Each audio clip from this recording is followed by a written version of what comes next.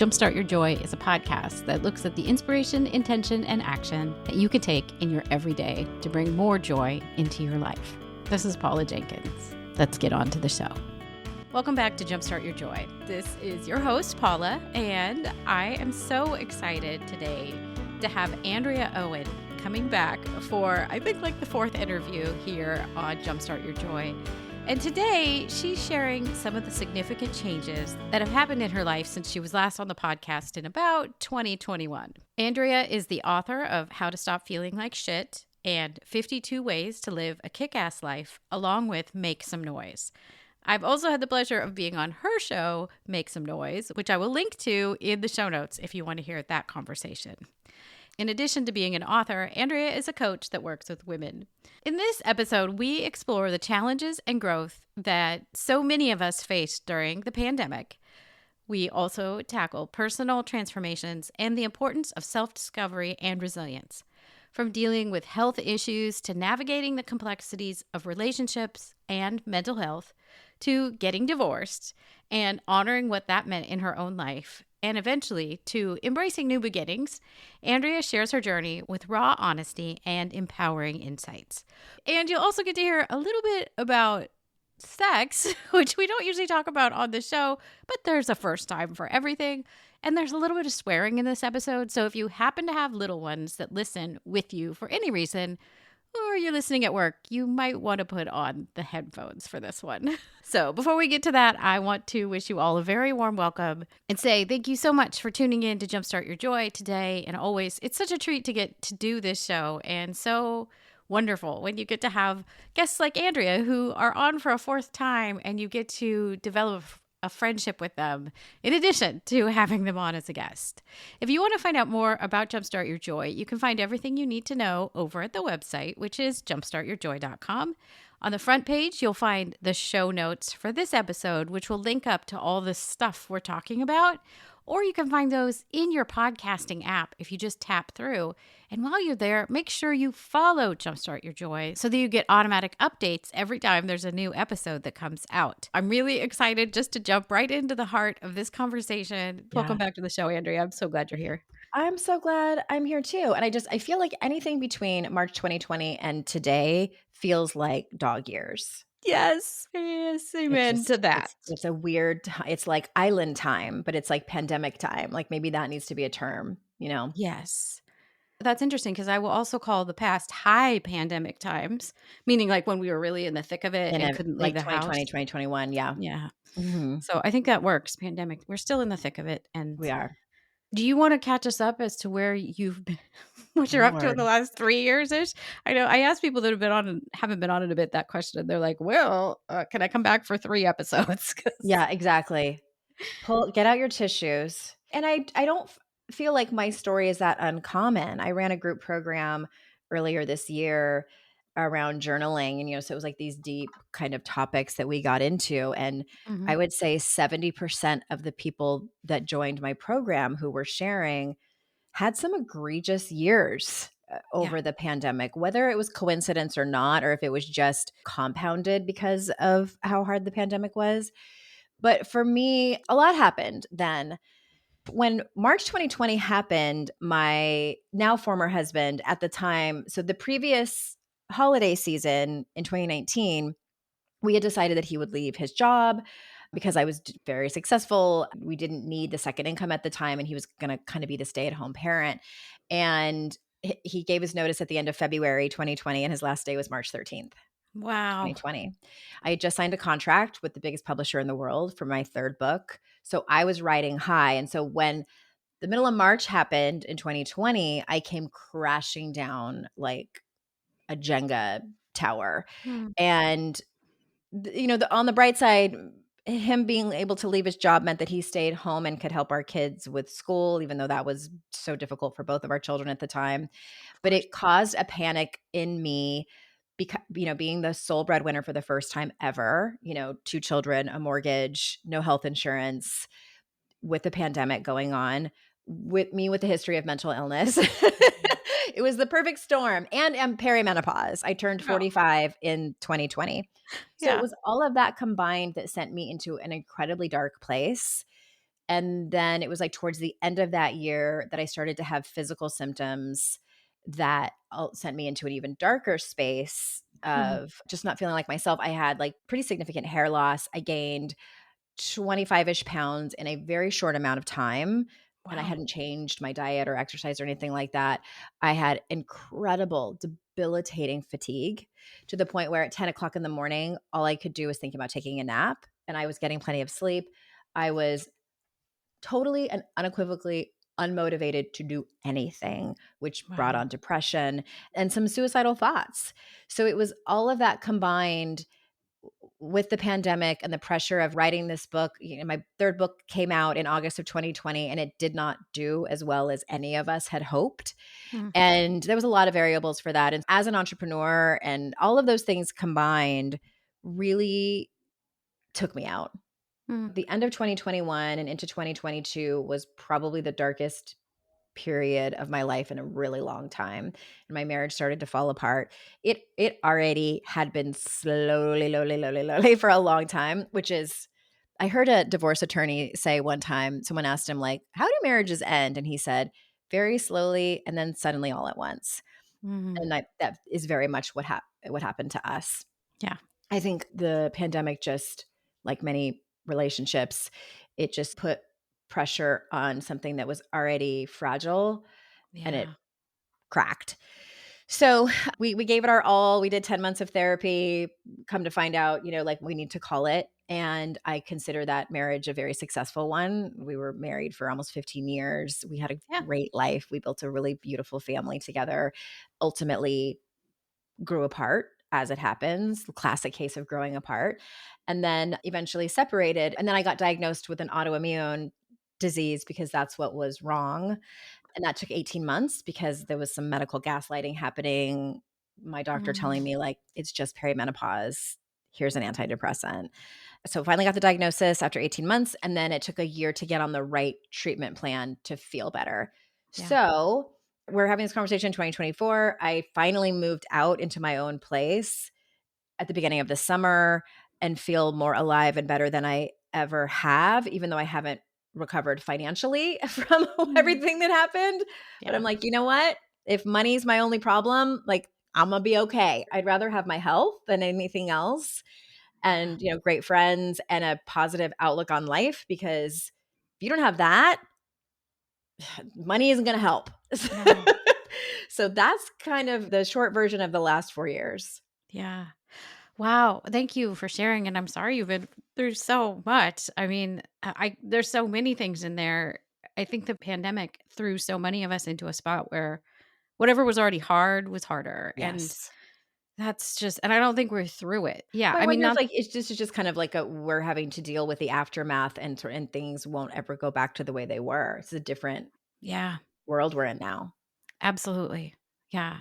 Well, and the autoimmune thing is so interesting. I mean, I found out it's been years now that I have celiac and that's autoimmune as well. And Yep. it's just the things that like get pulled in. Like it's unreal how you have to unravel it and the medical field is not always that helpful with what it is or how to It's fix it. not. Yeah, I mean, that whole story is kind of bonkers. Like, I basically pulled my labs from, like, my portal since 2015. I printed out any lab that I had ever had done, and I kinda went through and highlighted and was looking up different acronyms. I was trying to be an investigator to figure out what was wrong because I kept hearing, "I'm normal," and I'm like, "I'm not normal. My body's trying to tell me something." So I had to Yeah. advocate for myself, and which ultimately led to a diagnosis. Wow. Yeah. Mhm. Well, and good for you. And it takes finding the right doctor sometimes, but also just like sometimes becoming a total expert on Yeah, something that you never knew you would have to be an expert in, and that's really right. hard too, in the midst of also feeling like crap, which It is was frustrating. It was yeah, incredibly frustrating, but yeah, you're right. I had to learn to advocate for myself and keep pestering and keep insisting that, "No, this isn't I don't accept this." And basically, I was in my doctor's office crying, and I said, "If I feel this bad in my mid-40s, I am terrified for how I'm gonna feel in 20 years. This isn't mm, okay." Yes. Ooh, I can relate to that deeply. Mhm. That is powerful stuff. Yeah, because you do see the 20 years down the road version of yourself and you're like, "Oh my gosh, I am There's here for no you way. right now because we're not gonna be in bed and confused I and know like, my joints hurt so oh, bad. That was one of the other symptoms, especially my legs. Like I could barely even like go for walks. My body was screaming at me that something was wrong. yeah, so important Mhm. to listen." I'm glad you figured it out. I know on Instagram, you said you felt like you've gone through a death and a rebirth, and I Mhm. think now that we've heard the story, we can definitely understand what that means in context. Could you tell us more about that? Yeah, and I think I wanna pause for a moment and not jump over the experience of walking away from a relationship, because I think that Yes. there's probably some people listening who are contemplating that and are in that place of, should I stay or should I go? Yeah. Or maybe they know that they need to go, but they have paused and they're afraid to take action. And I have been there, and I hope that nobody beats themselves up for staying for Mm, however long that they need to stay until they cannot tolerate anymore. I think that especially when we kind of dabble in personal growth, we start to not give ourselves enough grace for that. I call it the point of no return when you mm, know what you need to do, like you're conscious of it, you've seen it, but yeah, you're still too afraid, or sometimes you just don't have the resources or whatever it is. You can't move forward yet. You can't take the action that you know you need to take, but that also you can't unsee it. You can't pretend that you don't know. And yeah. that period of time, whether it's just a handful of hours or whether it's a handful of years, Mm, there's a lot of grief in that. And it's a tricky place to be. And absolutely. so, again, I was there for a long time and kind of bounced back and forth, of like, no, we can make it work. And for me, I just wanted to make sure that I went to the ends of the earth to do whatever I could to save the marriage so Mhm. that I could feel good about if I did decide to leave. Yeah. And so yeah, I just wanted to acknowledge that period of time. And so on the other side, and it took me a minute to get on the other side. I still lived Oh, in of our course. marital home, separate bedrooms for over a year after we decided to end our marriage. For various reasons, I stayed in the house. And when I moved out, I lived on my own one other time in my life for 4 months.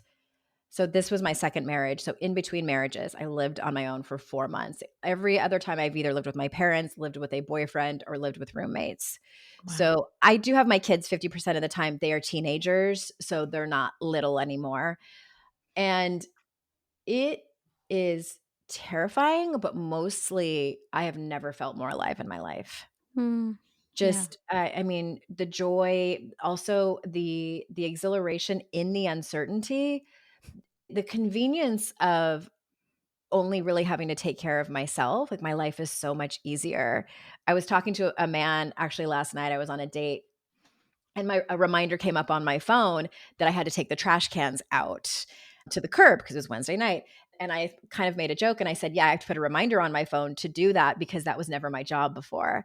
And this person that I was on a date with, he said, like, oh, yeah, like I find that being single is actually so much harder in terms of chores. And I laughed and I said, my life is so much easier. And Yeah. I was like, I don't know if that's the difference between men and women. I was like, my life is so much easier. Like, really just taking out the trash cans Yeah. and taking care of the maintenance on my car is all I have to do. But yeah, I mean, I decided to jump and I got a full sleeve of tattoos that I had wanted to do for a long time. I started dressing like I always wanted to dress because previously I felt like I didn't want to make anybody else uncomfortable. Yeah. Dating again, like really just for fun. And I'm very transparent with people like, hey, I'm not here to find my third ex husband. I'm just here to like explore and like have fun and meet new people and just have a really great time, which I have been doing. And Yeah. there's some downsides to it, but like I'm still, I think, in the honeymoon phase where like I'm not lonely. Yeah. Um I'm good. I'm Yeah. great. Yeah. Yeah. Oh my goodness. They're so you probably saw me for people who are not on the video, but like I started kind of giggling. When I was in my first marriage, there was part of me that felt like I had to fulfill this homemaker role. Yeah. And like the pinnacle, and there's pictures. Maybe I'll put one up. Um of me, I thought I needed to get a Martha Stewart haircut. Oh dear. And my goodness, if I look at pictures of me now and then, like I look I look so much older than I do now, and this I'll was 20 bet. years ago.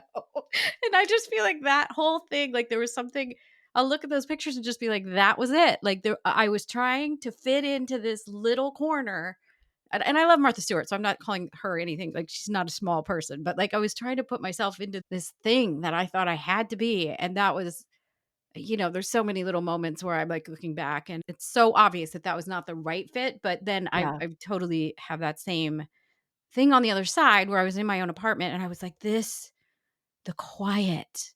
And we didn't have kids, so that's a different thing, but, like and just I can do what I want.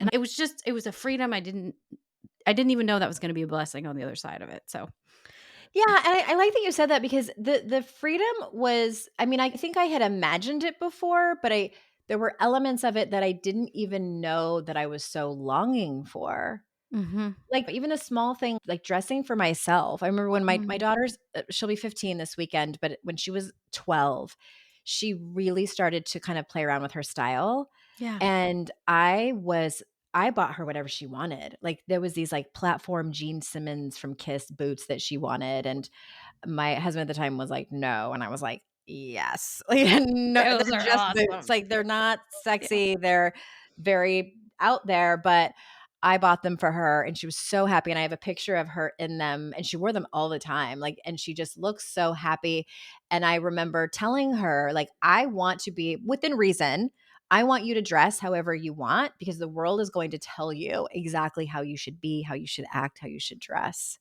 and Yeah. I don't want anyone to put you in a box and tell you what's okay and what's not okay, like, you get to decide that." And then I thought to myself, "Why don't I give myself the same Mm, grace?" You right. know? And to be fair, like, it just wasn't a priority when my kids were little, like, my own personal style, it wasn't, but, like, now that I've leaned into it, I realize, like, how empowering it is, truly. Yeah. It's one of those, like, kind of small things I think I didn't even realize I was missing. Yeah. Mhm, mhm. I agree, and my Martha Stewart, accompanying, Well, wardrobe and was also not a freeing moment. yeah, well, that is a step of you playing around with it, though, to, like, see what works and what doesn't. Oh, yeah. Oh, yes. You learned. That's funny. It's too funny. But, yeah, I think there's something and I do wanna also acknowledge what you said. I mean, I'm never wanting to jump into the toxic positivity of, like, "What did you find out on the other side?" Like, truly, making the decision to have a divorce is a very serious decision, and Yes. I think it was one of the most heart-wrenching things I had ever had to face Mhm. because I felt like I'd made a commitment in front of God and all my friends, like, this God and and my everybody. family, like, Mhm. there we are, and now I'm gonna renegotiate this? Like, Yeah. that seemed horrible, but, in hindsight, I can also see that that was, like it feels like there's those pivotal moments in your life where then things at the time, it was harder than hell to go through, but now on the other side, the shift is absolutely like, "Whoa." Right. Like, the decisions that then the freedom or whatever it is that comes out of it is just unbelievable on the other side. So, yes, I if somebody is listening and they're in the midst of that moment and that time, oh my goodness, so much love for you, but also listen, dive in, find a coach, a Yeah. counselor, or something like play it out and see what it means to you because it's so hard. It is so hard. It is, and I also I wanna say this because I think that here's the thing that I wish that I would have heard over Mm, and over again, and I love that you say that about, feeling like it was this monumental decision, and I still think after all this time, for people in general, I also think it might be a little bit gender specific and slightly different for women, mm, that we are socially conditioned to believe that marriage and or long-term relationship, I think especially marriage, which is so, like, side note, so weird to me, like, why do we get the government involved? Like, that's really what it is. Like, you yeah. make a commitment and then you bring the government in, which is so weird. Anyway, Mhm. that is the ultimate goal of success, and, like, that we've been picked, that we've been picked, and then we look and we put people on a pedestal who've been married 40 and 50 years, and I'm over here, second divorce, 49 years old, and I'm like, I'm gonna live a long time, and Yeah. it's okay that I have, like, these, like, 13, 18-year relationships and then Mhm. evolve into a different person where it doesn't work out anymore. Is it absolutely gut-wrenching and so hard to break up? Yes. But is it a failure? No. Like, No. I think it's a giant success that we made it for so long and we had a beautiful life together in both of my relationships. Like my first one, we were just young and immature emotionally, but I think that we live for so long. Like, can we normalize multiple long relationships throughout a lifetime instead of one? Yeah. Like, and if I you choose I that and it's agree. beautiful for you, then do that. But just having the freedom to not make it wrong or a failure if you have multiple divorces or multiple long-term relationships. Like, Taylor Swift is crucified for having so many romantic partners in her life. And it's like, Yes. leave her alone.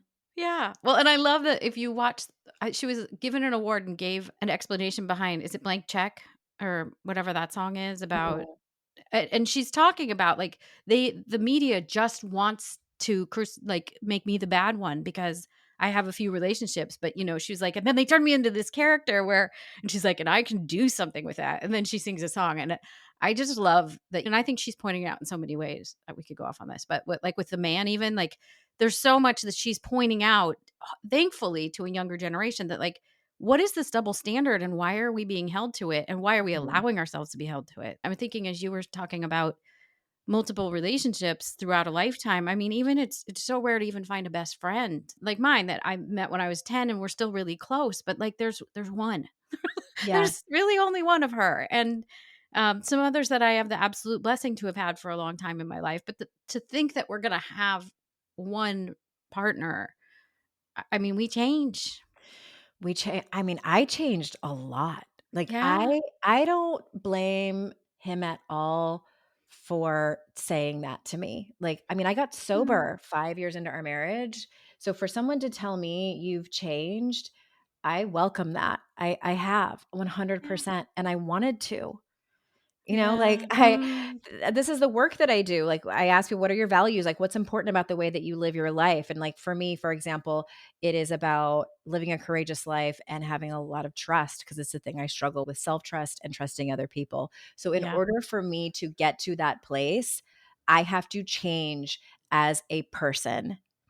And Yeah. if I am not the same person that so and so fell in love with in the beginning, I don't think we can be together. Like, and that's ultimately Yeah. what we both had to decide.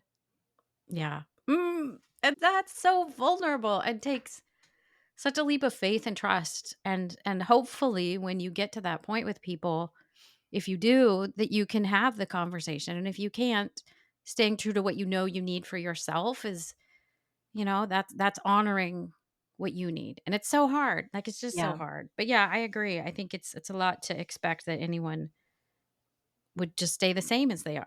It's not I true. think We it's don't. incredibly rare for Yeah. people to be married for decades and stay happy with their Mhm. partner throughout that entire time unless they don't really evolve. Yeah, good point. That's what I'm making. Like, and maybe it's a bad judgment. Like, I am not the same woman I am when I was 27 when I married my first husband. I'm Right. 49 now. And like Yeah. I would love to have my 27-year-old neck, but I don't Me want too. I don't want my terrible emotional boundaries from when I was 27. Yeah, no Yeah. thank you. Oh, that's funny.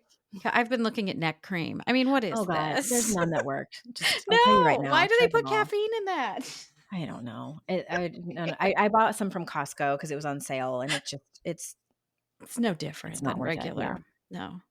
There was one that was like, self-confidence boosting neck cream. Thank you Shut up. so much for adding that on the Yeah. label, folks. That's really Yeah. helpful to me at this age and stage. Um, Get neck out of cream. here. That is so good. Well, I think we have to talk about Dwight Schrute because We have absolutely we do. um do you recall the quote that you said? Because it Yes. really melted my heart. It seemed like it was dear to you. So if you want to share it with us, I just thought it was so sweet.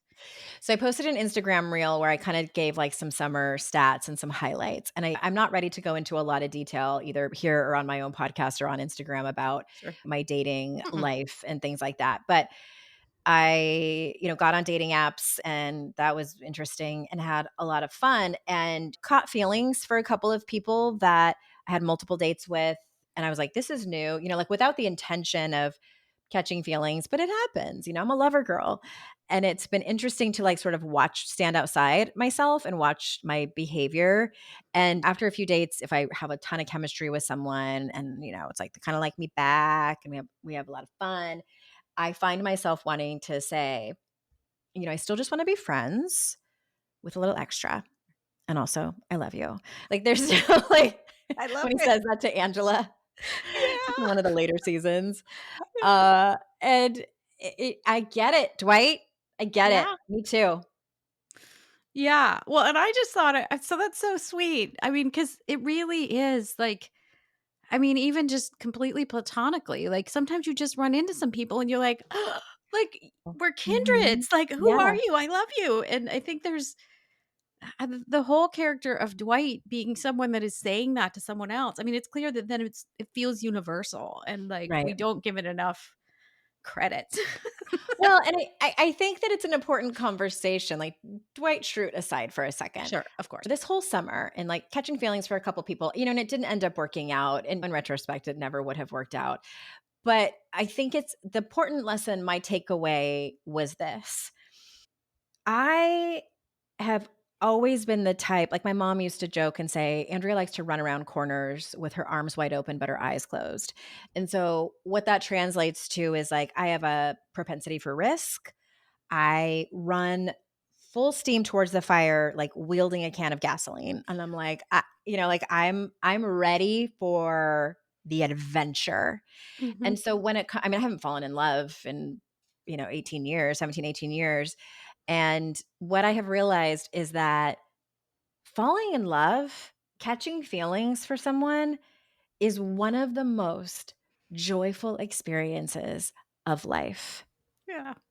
Just talking about it right now like makes me emotional because I mean that's why they call it falling because we have Mm. no control over it. Like what this summer has showed me is that emotions are driving the bus. And Yeah. you can do all the thought work that you can do. You can try to solve your problems and look at your problems just through your thoughts alone. And I don't think that that's bad. I think that there is room for that for sure. But I have sort of surrendered to emotions going first. I can still Mm. be a professional. I can Yeah. still have my friendships and parent my children in as maturely as possible. I'm not saying I'm just going to like go off the rails and, whatever. But I think I have finally given myself permission to be okay with all of my emotions. One of them being that I am a lover girl. Like I love love and I don't think I'm an exception. Like Right. Yeah. but I think so many people run from it and avoid it. And that seems so weird to me. Like I met several people along the way who were like, "Oh, I don't want to get too close to you because I don't want to fall in love and like somebody's going to get hurt." And I'm like, of course somebody's going to get hurt. Even if we walk away from each other, you're going to get hurt somewhere else down the line. But like Right. wouldn't you rather take the risk and enjoy every moment that we have right now? And if we're going to fall in love, like let's fall in love. Like fuck it, let's go. Like that's sort of my mentality. And I'll tell you, it has scared a couple men. They're like, "No." I This love it. lady's weird. But some of them, like I love the look of kind of enlightenment on their face when they just see another perspective. So Yeah. that's sort of where that's my current soapbox. Oh, I love it. I think it's interesting because when I read that, I don't know why, but I wasn't necessarily putting it in the context of romantic relationships. I mean, I know he'd said it to Angela, but I was just also thinking like that's kind of it's part of the rebirth, like Yeah, of anyone and of probably of you since you quoted it, but like that we fall and even during the pandemic, everything was tamped down. Like we just had to put our heads down and get it through was and scary. I Mhm. don't think we ever thought we'd be a generation that would have that kind of world event. Like we were flying pretty easy, and then all of a sudden, no, we weren't. And I think there's something about that Dwight Schrute moment that's like Mhm. getting into that. Like I'm gonna say the thing that's a little Yeah. bit off. Like nobody's expecting this, but I'm gonna admit what I'm feeling, and I don't know what to do with it. And, like, I Yeah. feel like that's the unexpected. And from there, Dwight can go anywhere, right? Like, he and Angela can do whatever, but at least in that moment, he didn't not take the chance. I think there's something so beautiful about that, and it's just so like, people aren't running towards that, right? And I feel like if we did, we would all wake up. Like, when we wake up, we Yeah. can do that. Right, and it doesn't have to be just about romantic relationships. I can't remember if it was in that post or another one on Instagram. I know I've made more than one where I talk about, falling in love with my life again. And I haven't been in this place in a long time. And I'm not saying that this is something that everyone should commit to like every 3 months. Like we have other priorities. I was raising small children for a long time. I was building a business for a long time. So we get kind of distracted and sort of tunnel vision on these different roles that we play in our life and different hats.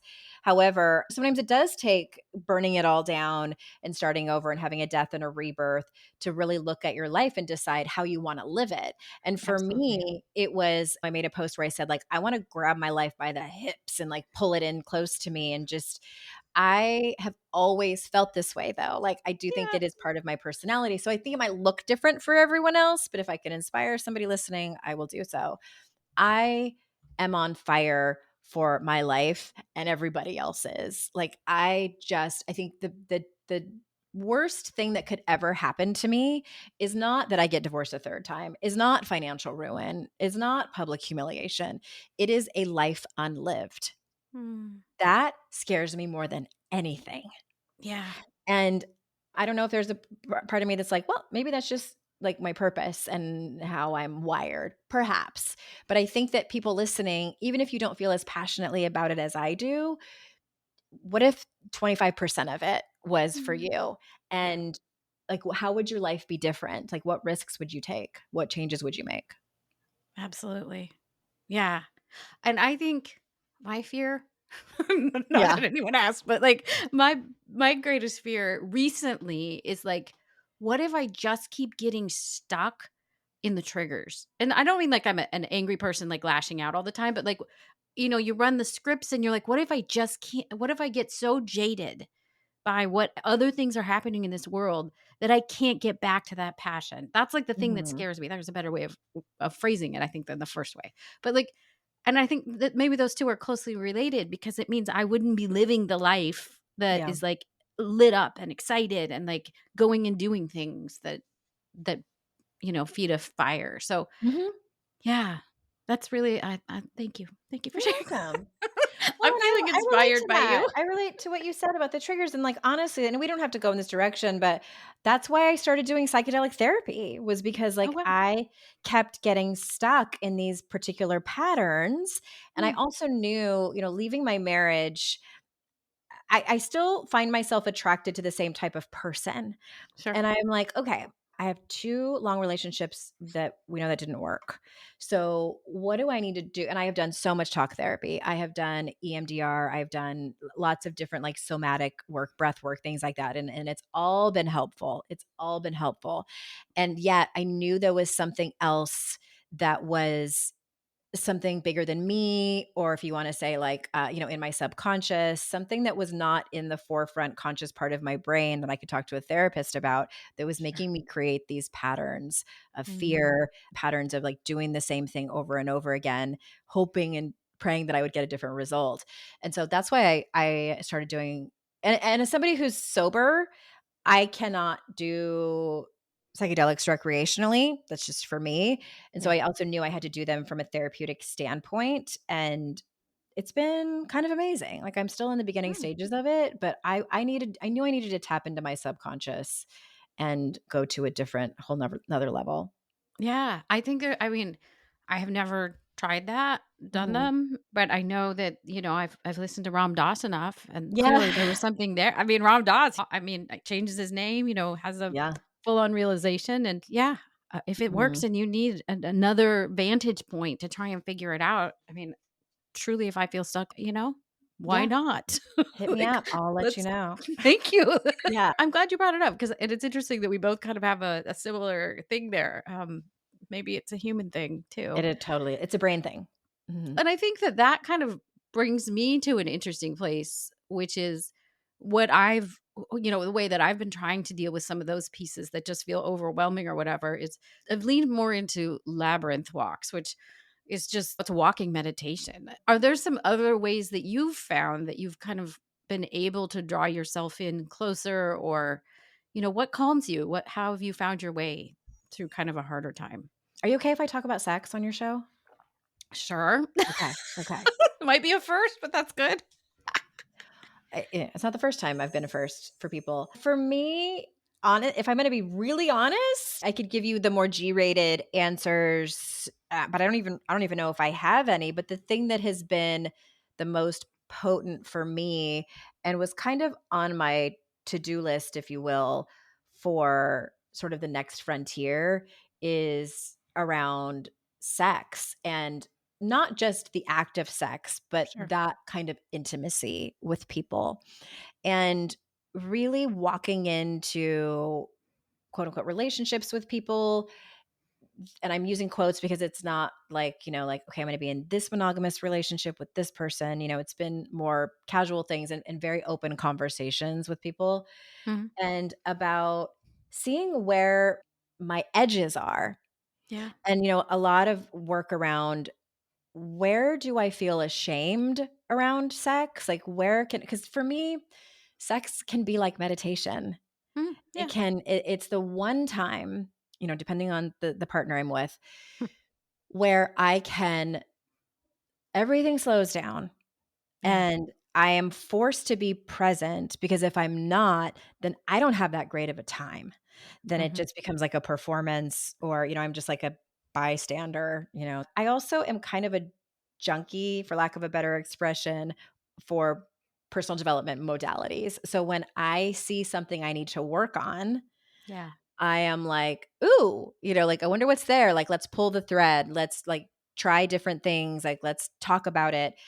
And it's been so interesting. Like, it's just the things I have walked away with. And honestly, I've had so many people tell me lately, mostly, like my friends who are women, say like, Andrea, I've never seen you look better. Like, you look alive. What's going on? Yeah. It's been an interesting journey, like one that I'm still kind of in the beginning of, but I'm having the time of my life. I'll tell you that.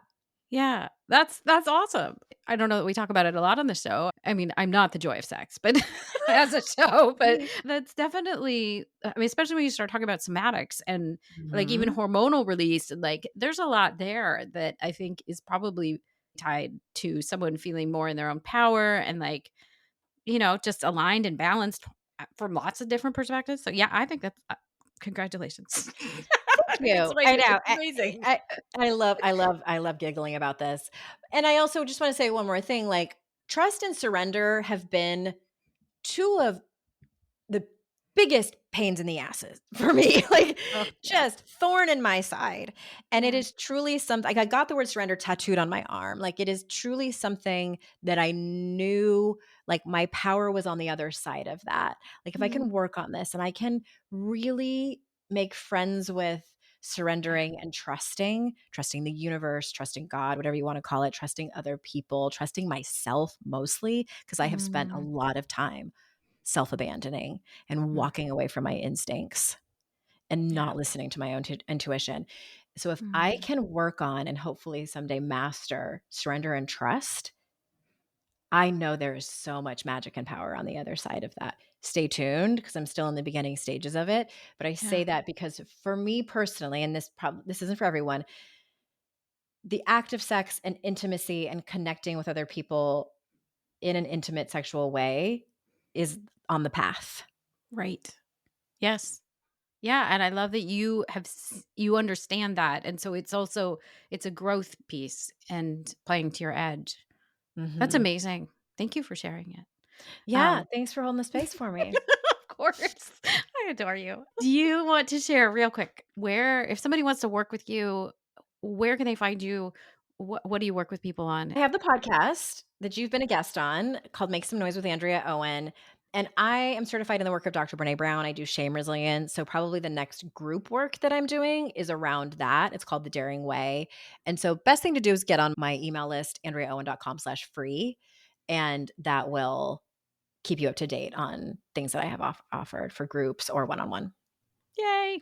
Thank you so much for joining me again. It's been Thank such a you treat to so catch up. much. It's always a pleasure to talk to you, my dear. Thank you. Andrea, thank you so much for joining me and for sharing so vulnerably all the things that you have been going through in the last 3 or 4 years. I really want to honor what it takes to share these kinds of stories with people that you don't really know that well on a podcast, and just say I really appreciate your vulnerability and your authenticity in sharing these stories, and the way that you've approached your own life is so inspiring. So I hope other people are inspired as well. If you want to find Andrea, I will link up to her website, her Instagram, and the books that she referenced in the show notes, which can be found at jumpstartyourjoy.com. And there is a search bar at the very bottom of the homepage. If you want to type in Andrea Owen there, you can also find all of our past interviews, or I'll link up to them in the show notes. Next week on the show, I'll be doing a solo cast, which is just me, and I'll be talking about the crossroads of resilience and joy, which is something that I think we all are longing for more right now, maybe than ever before. So we'll dive into that. And I also want to wish you all a very happy Thanksgiving. If I don't get to talk to you before your turkey day has transpired, happy Thanksgiving to you and your family. And I hope you'll come on back next week for the conversation about resilience and joy. And until then, I hope your days are filled with so much joy.